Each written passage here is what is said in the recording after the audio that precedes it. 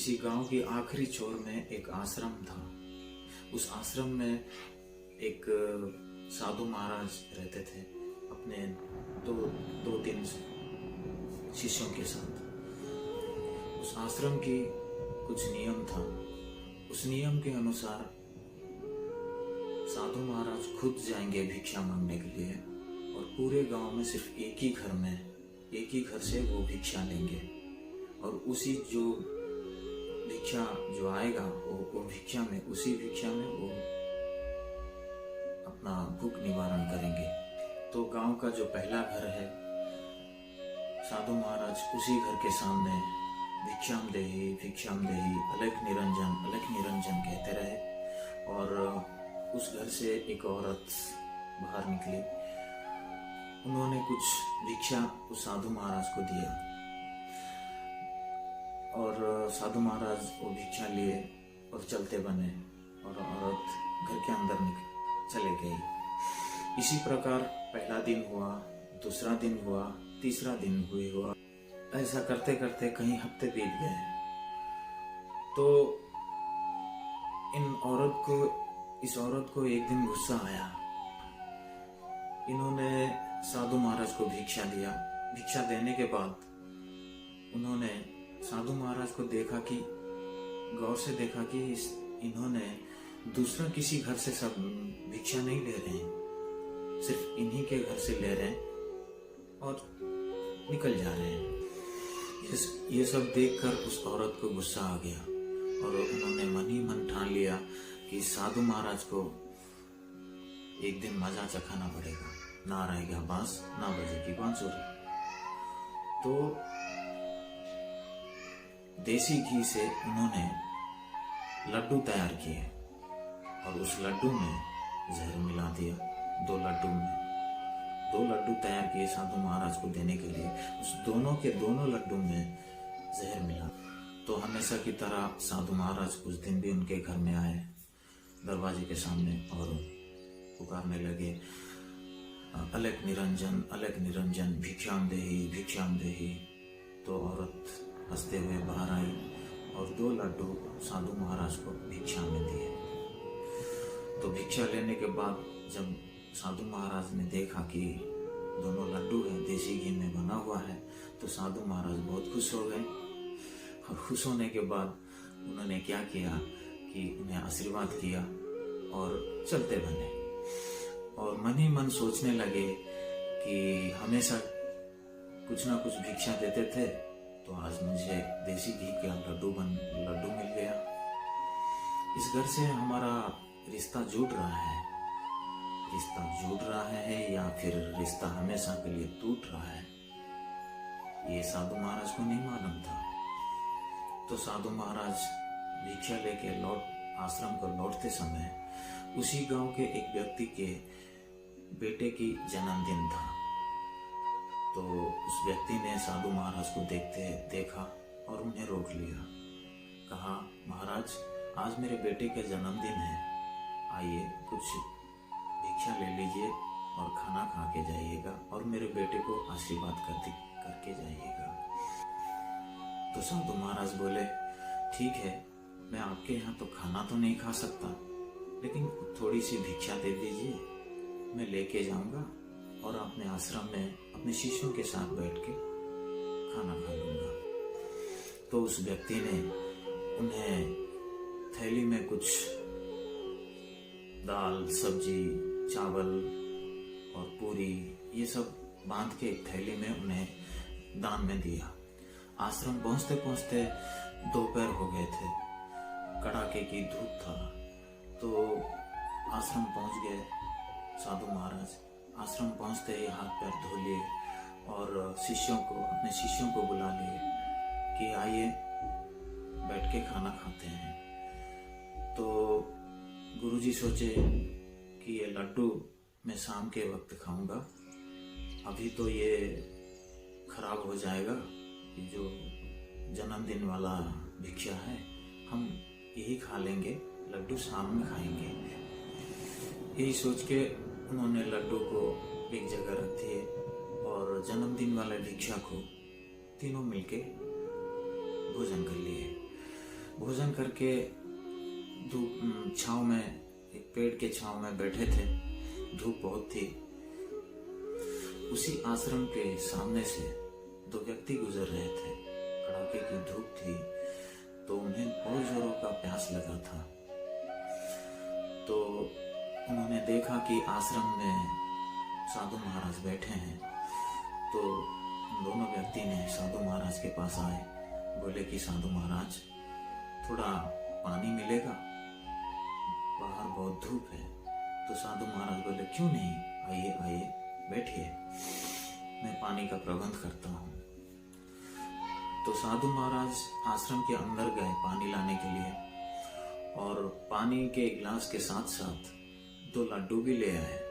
सोचे लड्डू देंगे खाने के लिए, और खाली पानी क्यों देंगे, 2 लड्डू भी दे देंगे खाने के लिए। तो यही सोच के 2 लड्डू के साथ पानी लेके आए साधु महाराज, और उन दोनों व्यक्तियों को बोले कि बेटे आप खाली पानी क्यों पिएंगे, 2 लड्डू खा लो, मेरे किसी भक्त ने मुझे दिया था भिक्षा में, और उसके बाद ये पानी पी लीजिए, थोड़ा देर यहाँ बैठ जाइए, उसके बाद जब धूप थोड़ा कम हो जाएगा तो आप अपने घर चले जाना। तो दोनों व्यक्ति बहुत खुश हो गए और 2 लड्डू खाए, पानी पिए, थोड़ा देर आराम किए। आराम करते करते उन्हें पता नहीं चला कि कब उन्हें आंख लग गई और वो सो गए। ऐसा आधा घंटा गया, 1 घंटा गया, वो लोग उठने का नाम ही नहीं ले रहे। तो गुरुजी महाराज को, साधु महाराज को उन पर शक हुआ। तो उन्हें जगाने की कोशिश किया। साधु महाराज ने उन्हें सर से सब पकड़ के हिलाए, उन्हें जगाने की कोशिश की, फिर भी वो लोग नहीं उठ रहे। तो साधु महाराज डर गए, इन्हें क्या हुआ। तो सोचने लगे मैं तो उन्हें वही लड्डू दिया था जो मेरे भक्त ने मुझे भिक्षा में दिए थे। तो साधु महाराज बिना देर किए तुरंत उसी समय उसी घर के सामने जा पहुंचे जहां से वो सुबह लड्डू लेके गए थे। फिर उन्हें उसी घर के सामने पुकारने लगे, अलख निरंजन, अलख निरंजन। तो ये सुन के वो औरत जिसने इन्हें लड्डू दिया था वो बाहर आई और बोले क्या हुआ महाराज, आपने तो सुबह हमारे से भिक्षा लेके गए थे। तो साधु महाराज बोले मैं अभी कुछ भिक्षा लेने नहीं आया हूँ, मैं ये बताने के लिए आया हूँ कि आपने जो मुझे सुबह लड्डू दिए थे उस लड्डू में आपने क्या मिलाया था जो मैं उन्हें 1-2 युवक मेरे आश्रम के रास्ते से गुजर रहे थे तो मैं उन्हें खिलाया, तो अभी तक वो लोग नहीं उठ रहे हैं, वो तो सो गए हैं। आप जाके थोड़ा देखिए, मेरे साथ आइए और उन्हें देखिए क्या हुआ उन्हें। उस औरत को साधु महाराज अपने साथ लेके अपने आश्रम आए। आश्रम के अंदर घुसते ही उस औरत की नजर उन दोनों युवकों के ऊपर पड़ी और जोर जोर से रोने लगी। मेरे दुनिया उजड़ गई, मैं तो तबाह हो गया, मैं तो बर्बाद हो गया। इस औरत को रोते हुए देख के साधु महाराज ने कहा कि मैं आपको देखने के लिए बुलाया था, आप तो इन दोनों युवकों को देख के रोने लगी, आखिर बात क्या है। तो उस औरत ने बोलने लगी कि ये दोनों मेरे बेटे हैं और ये लड्डू इन्हें कैसे मिला मुझे पता नहीं। तो साधु महाराज उन्हें सब कुछ बता दिए कि ऐसा मेरे आश्रम के रास्ते से ये दोनों गुजर रहे थे तो उन्हें प्यास लगी थी, तो मैंने कहा खाली पानी क्यों पिलाऊं, आप दोनों ये लड्डू खा लो और पानी पी के थोड़ा देर यहाँ विश्राम करो, जब धूप थोड़ा कम हो जाए तो आप अपने घर के लिए निकल जाना। फिर साधु महाराज ने उस औरत से पूछे कि सच सच बताओ, इस लड्डू में आपने क्या मिलाया था और क्यों?